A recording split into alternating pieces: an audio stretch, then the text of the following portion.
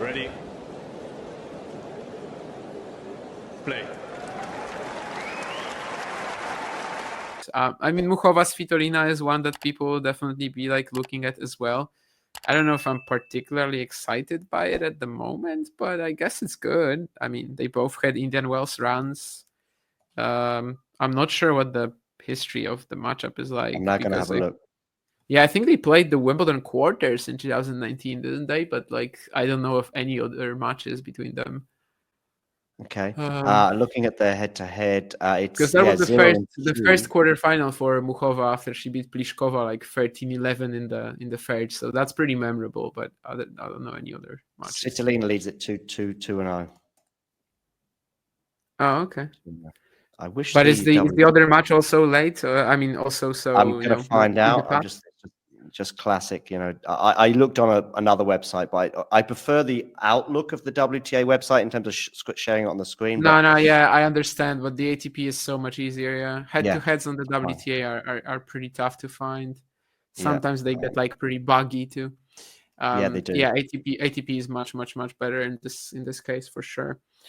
Yeah, I mean, I don't know their head to head or like how they match up really. They both had Indian Wells runs, so I can imagine people being excited by that. Lots of history just So for it's both of 2-0, them. as I said, in the favor of Svitolina, and those two matches coming both in 2019, actually. Oh, okay. So yeah, So they haven't played each so other for there's no 6 matchup. years. There's no matchup history clearly. I mean, No, we cannot really look at this. As I said, no. Wimbledon 19, that was like the first big run of Muchova. That was basically how she announced herself. Of course, Svitolina had a semi, lost to So she's been in the Halep, quarters I of think. Wimbledon twice then, I think, Muchova, right? Yeah, 19 and 21, I think. Hmm. Not sure about the second date, but probably right. Yeah, I think it was 21. Yeah, I don't know with Muchova at the moment. It doesn't feel like since she got to that final during the Asian swing, I think when did she lose to Osaka? Um, that was Australia? around, yeah, it was Australia. Of course it was. Yeah. So I was thinking that was during the Asian swing.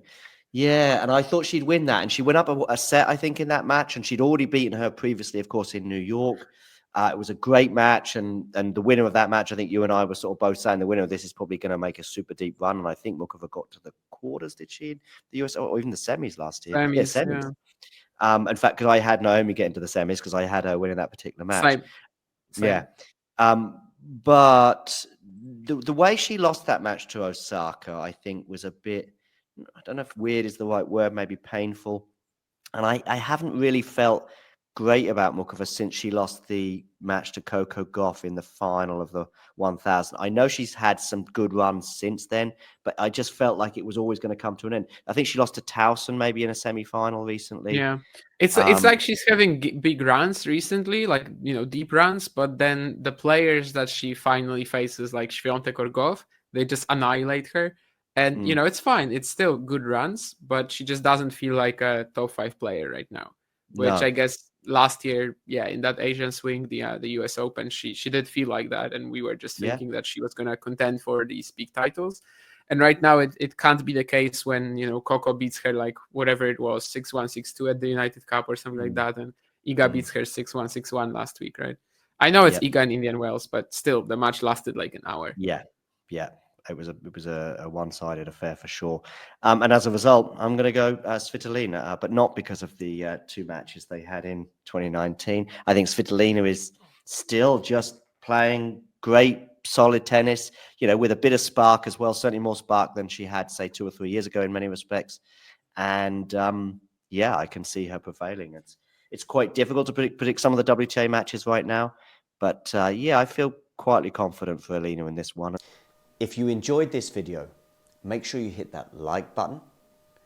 Don't forget to subscribe and click that notification bell so you don't miss out on all things tennis.